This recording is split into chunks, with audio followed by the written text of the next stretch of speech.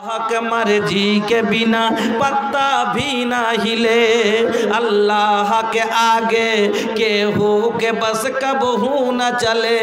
फिर काहे का बतोरे मनवा में निराशा, चुपचाप तो देखत चल अपन किस्मत का तमाशा। हर वक्त रख अपन मालिक पे भरोसा, अपना करम तो करता जा लगा के जानो दिल, एक दिन जरूर मिली तो के तोहरी मंजिल। निजेर कर्म जान दिल लगिया करे जान, अपना करम तू करता जा लगा के जानो दिल, एक दिन जरूर मिली तो के तोहरी मंजिल। हम बात कहिल सचिए के समझो ना दिलासा, हर वक्त रख अपन मालिक पे भरोसा। আমার বন্ধুরা, তাহলে ঈমান আনলেন কিসের উপরে?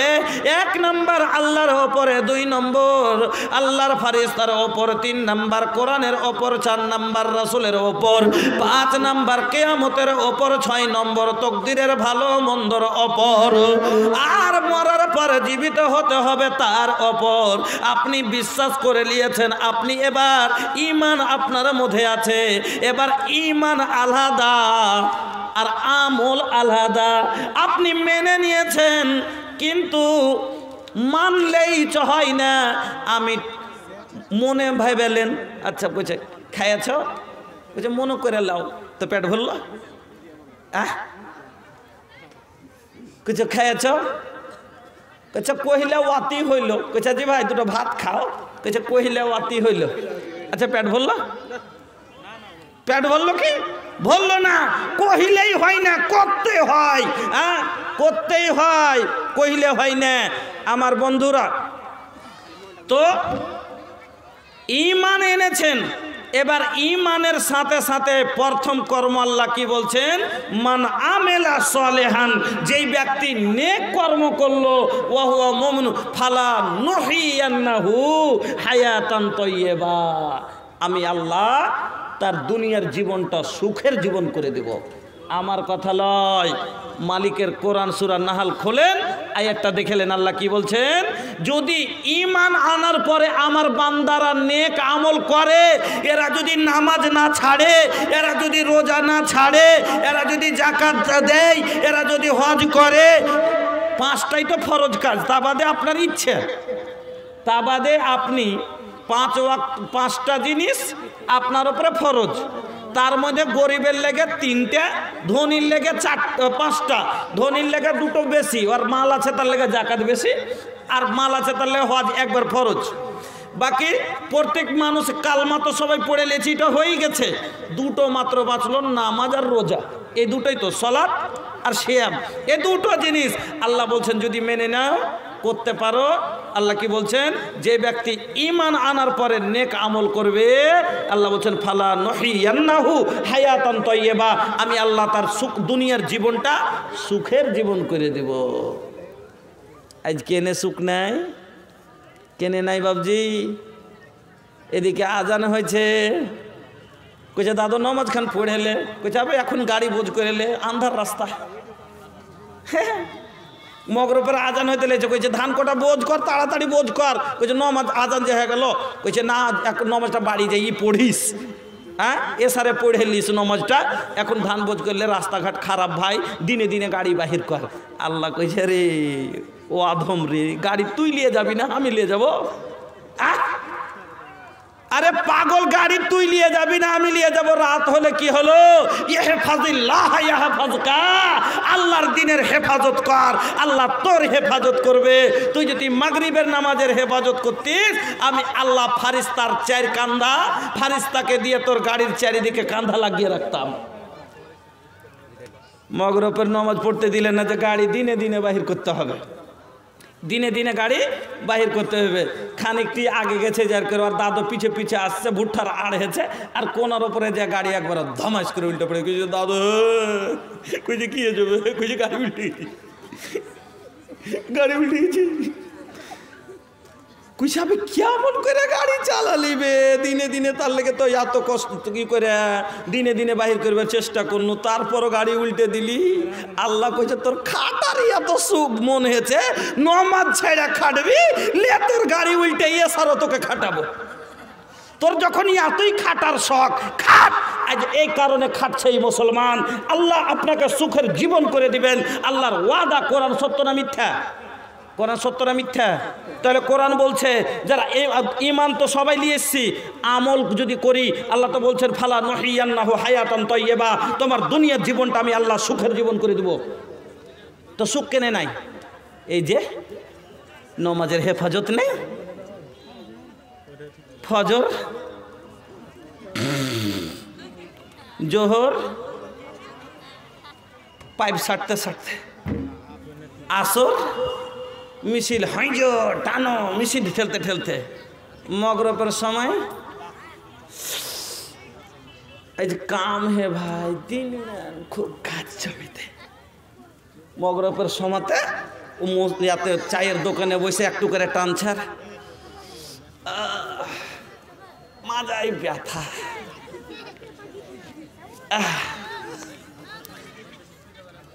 এসারের আগে এসে বাড়ি এসার পরে গেছে, বিছান খান করছিস রে,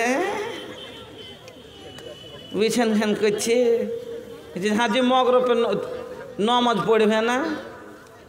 আচ্ছা পড়বো পড়বো, খুব খাস্তা না।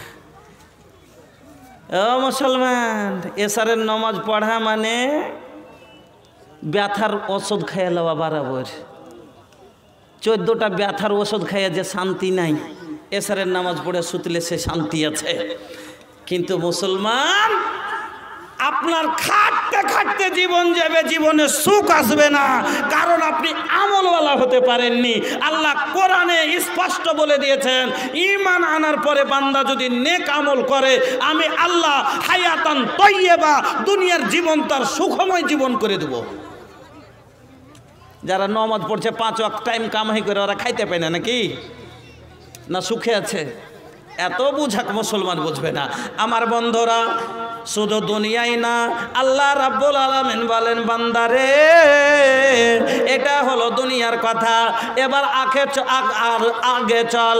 ওয়ালা নাজজিয়ান্নাহুম আজরাহুম বিআহসানি মা কানু ইয়ামালুন। ওরে বান্দা, কষ্ট করে মেশিন রাখার পরে পেটে খাওয়া দাওয়া বাদ দিয়া আগে মসজিদে গেছিলি, এই কষ্টটা ঠান্ডা বিছানা ছেড়ে উঠার ইচ্ছা হচ্ছিল না, তারপরে তুই গরম বিছানা ছেড়ে দিয়েছিলি, রোদের তাপে বেরিয়ে মসজিদ যাওয়ার ইচ্ছা হচ্ছিল না, তারপরও গেছিলি। এই যে পরিশ্রমগুলো তোমরা করেছো, ওয়ালা নাজজিয়ান্নাহুম আজরাহুম, আমি আল্লাহ তোমার ওই কর্মগুলোর বদলা তোমাকে আমি আল্লাহ ভালো বদলা দিব। ওয়ালা নাজজিয়ান্নাহুম আজরাহুম বিআহসানি মা কানু ইয়ামালুন। তুমি যে নেক কর্মগুলি দুনিয়াতে করেছিলা, তোমাকে এই কর্মের বিনিময় আমি আল্লাহ তোমাকে একটা ভালো জায়গা জান্নাতের মধ্যে প্রদান করব, তোমাকে একটা ভালো ঠিকানা দিব, একটা শান্তির জায়গা দিব। দুনিয়াতে শান্তির বাড়ি দিলাম, আরামের জায়গা দিলাম, সুখের জীবন দিলাম, পরবর্তী জীবনটা আমি আল্লাহ তোমার সুখী করে দিব। তাহলে বুঝতে পারলেন, 1 নম্বর হলো, যদি বন্ধু দুনিয়াতে সুখ চান, তাহলে আপনাকে নেক কর্ম করতে হবে, নেক আমল করতে হবে। আজ আমল নাই মুসলমানের কারণে, এই জন্য বেশিরভাগই এরা অভাবী। ও যুবক ভাইরা, যারা দিন আনেন দিন খান, আপনি প্রত্যেক দিন খেটে বেড়াচ্ছেন, আপনি নামাজ ধরেলেন, আপনি দেখবেন একদিন কামে না গেলেও আপনার বাড়ি চলবে, আপনাকে আল্লাহ খাওয়াবেন না, খেয়ে মারবেন না। রেজকের মালিক আমার আল্লাহ, আপনার রিজিকের ব্যবস্থা করে দেবেন। 2 নম্বর আল্লাহ আপনার হেফাজত করবে। 2 নম্বরে আপনাকে কি করতে হবে? আমলের মধ্যে প্রথম আমল আল্লাহ নবী বলছেন সব চাইতে উত্তম আমল সেটা হলো সালাত, নামাজ পড়তে হবে। আপনাকে দুটোই তো কথা বললাম, কালমা তো সব পড়েই আছি, ঈমান তো আল্লাহর ওপরে সবাই রাখি, কিয়ামত হবে এটাও মানি, জান্নাত জাহান্নাম হবে এটাও মানি, আবার জীবিত হতে হবে এটাও মানি, সব মানি। তাহলে বাঁচলো কোনটা? এবার যাকাত ফরজ হলে দিতে হবে, ওটাও ছেড়ে দিলাম। ধান কাটি ওসুর দি দিনে দিনে, ধান কাটি তো ওসুর দিনে দিনে। ওরে আল্লাহ রে আল্লাহ, কিছু গেলা মানুষ আছে কইছে নিজে এত মেহনত করে কোন মর দিব। সুহান আল্লাহ। একটা ছিল, একটা কিছু গেলা একটা লোক ছিল খুবই আঁকাড়ি লোক। কিরকম আঁকাড়ি? ও জালসাতে শুনেছে এক বক্তা বলেছে কি, যদি 1 টাকা দাও 700 টাকা পাইবে। ওই আয়াতটার উদাহরণ দিয়েছে, মাসালুল্লাযীনা ইউনফিকুনা আমওয়ালাহুম ফি সাবিলিল্লাহ কামাসালি হাববাতিন আমবাতাস সাবআ সানাবিলা ফি কুল্লি সুমবুলাতিন মিয়াতু হাব্বা ওয়াল্লাহু ইউদাইফু লিমান ইয়াশা ওয়াল্লাহু ওয়াসিউন আলীম। আল্লাহ রাব্বুল আলামিন বলেন দানকারীদের 1 টাকাকে আমি আল্লাহ যেমন 1টা দানা থেকে 1000 দানা করে দিই, 700 দানা করে দিই, ওই রকম করে 1 টাকা দিলে আমি আল্লাহ 700 চাইতে বেশি করে দিই। এবার মৌলভী সাহেব সিধা ভাষায়